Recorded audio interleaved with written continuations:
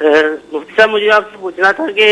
10 محرم والے دن غسل کرنے کی کوئی فضیلت ہے؟ یہ ضعیف قسم کی روایات میں بلکہ قریب موضوع آپ کہیں یعنی جھوٹی قسم کی روایات میں اس قسم کی فضائل بیان کیے گئے ہیں، تو ہمارا مشورہ یہ ہوگا کہ اس قسم کی حدیثیں کہ جن میں جھوٹ کا دخل کا یقین قریب با یقین اتنا گمان غالب ہے ان پر عمل نہ کیا جائے، کیونکہ اس قسم کی چیزوں کو اختیار کرنے کے بعد پھر انسان اور زیادہ اس کو ترغیب ملتی ہے، وہ دوسری حدیثوں کو بھی تلاش کرتا ہے جس میں تھوڑے تھوڑے عمل پہ بہت بڑے بڑے ثواب کا وعدہ کیا گیا ہو، اور اس قسم کی اکثر حدیثیں جھوٹی ہوتی ہیں۔ میں نہیں کہتا ہوں کہ ساری جھوٹی ہوتی ہیں،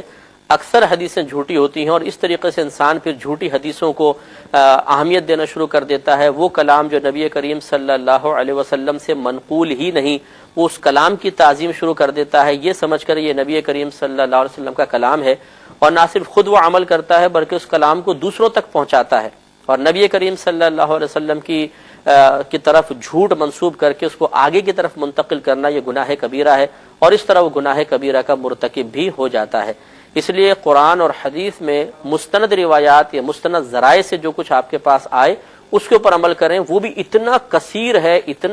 ہے کہ اس کے بعد حقیقتاً اس قسم کے جھوٹے مواد کی ضرورت ہی نہیں رہتی ہے۔ لیکن المیہ یہ ہے کہ چونکہ ہمارے پاس وقت نہیں ہوتا، ہم مستند ذرائع کی طرف رجوع کرنے کے لیے تیار نہیں ہوتے، کہیں درس قرآن ہو تو وہاں جانے کے لیے ہم بالکل تیار نہیں ہوں گے، اور کہیں اس قسم کی جھوٹی روایات بیان ہو رہی ہوں تو مجمع کثیر آپ دیکھیں گے اور لوگ اسی جھوٹی روایات پر عمل کریں گے۔ یہ بڑی حیرت انگیز بات ہے کہ اللہ تعالیٰ اور اس کے رسول کا واضح کلام انسان اختیار نہ کرے یا اس کے لیے وقت نہ نکالے، اور غیر واضح اور مبہم کلام کے اوپر اپنا رات دن صرف کر دے۔ اس پہ ذرا توجہ کرنے کی ضرورت ہے۔